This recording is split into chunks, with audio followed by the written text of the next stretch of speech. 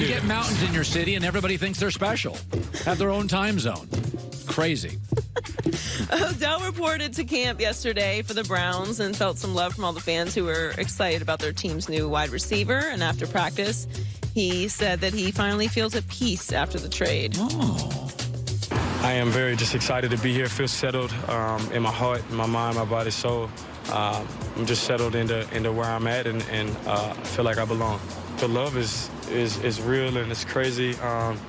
And like I said, I just want to be able to reciprocate that. I want to be able to spread it and give it as much as possible. You can feel it. You don't even have to hear it. Like I told you before, I'm a real empath, so I could feel the hunger and the want to win from these fans, and that's something we just want to be able to showcase and give to them. Is he wearing a hoodie in 95-degree heat?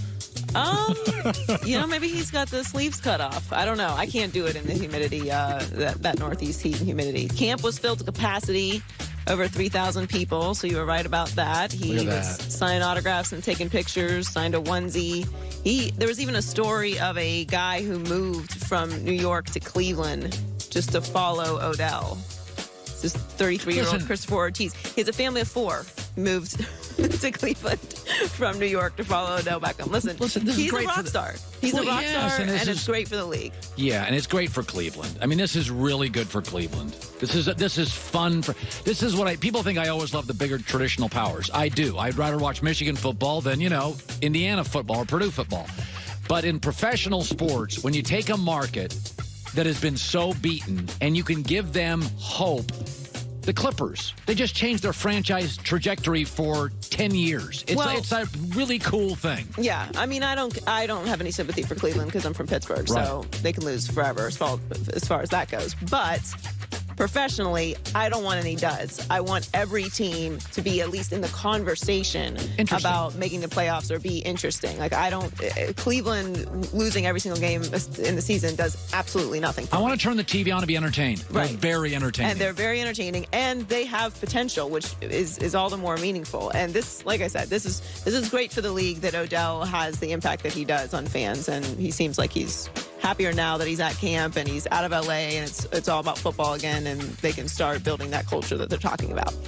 So, speaking of culture, the Steelers and Mike Tomlin have agreed to a 1-year extension. We were just talking about this with Schlereth. They're keeping him in Pittsburgh through the 2021 season.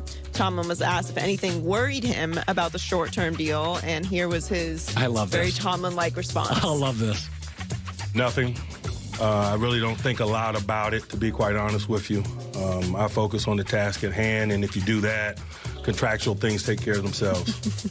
Just so Tomlin. That's the Tomlin response you would expect. He's been with the Steelers since 2007. He was the youngest head coach to win a Super Bowl, which he won in 2008. Was he? Yes, he has a 125, 66-1 record in Pittsburgh. So overall, pretty successful. And to your point, everyone has sold their Steelers stock. Now, look, I've been watching the Pittsburgh Steelers my entire life, but I will say it was a complete and utter cultural breakdown last year. It was. Seattle had one 2 years ago. Yes. It was a mess. It was a mess. It was everything was un-Steeler-like. Tomlin was even out of character. I like to see them get back to that. Yes. That aura that the Steelers have of grit and grind. I'm really excited. Defense. I think this is it. I think they're going to be very, very good. I'm interested to see how it works, though, because they have been known for their offense for quite a while now, and they just lost 2 of the best offensive players in the league in Le'Veon Bell and Antonio Brown. So all that talk about they were the ones causing the trouble internally and they were the reasons why they didn't win. Well, you missed the playoffs last year, so you have nothing but the ability to prove all of that now.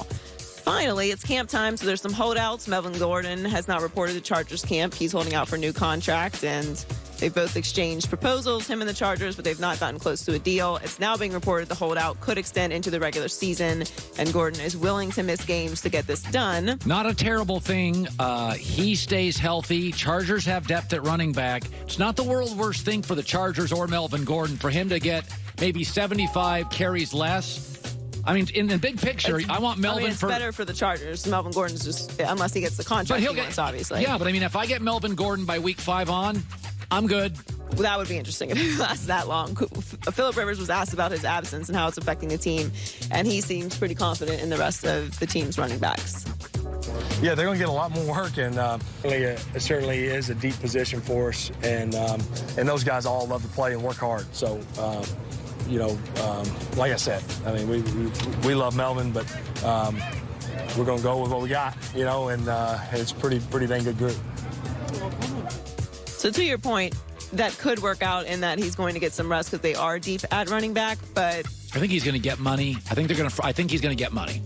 Look, holdouts happen every single year. It's it's nothing new. There's always going to be somebody that's trying to get paid. This is a tactic that guys use to force their hands. It's just unfortunate that the running back position kind of comes in waves. Like we go through 3 years ago, it felt like running backs are back. Like you must have a running back. You've got to have a high volume, dynamic, multifaceted running back, or you're not going to win. It was Le'Veon Bell. It was Zeke. Like you felt like you had to have that, and now it's kind of the pendulum is swinging to now you feel like they're just replaceable, and it may turn out that this year treating running backs as if they're replaceable will show that they're really not.